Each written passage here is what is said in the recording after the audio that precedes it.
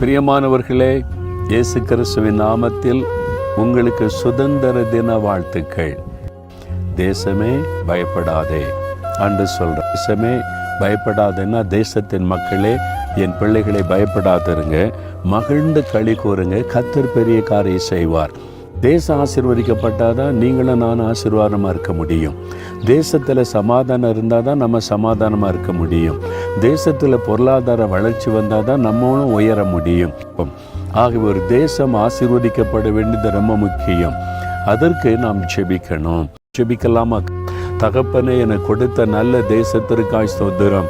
எங்களுடைய இந்தியா தேசத்தின் சுதந்திர தினத்திற்காக ஸ்தோத்திரம். இந்திய மக்களாக நாங்கள் ஒருமனப்பட்டு ஜெபிக்கிறோம்.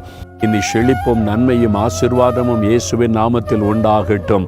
இயேசு கிறிஸ்துவின் நாமத்தில் ஜெபிக்கிறோம் பிதாவே. ஆமேன், ஆமேன்.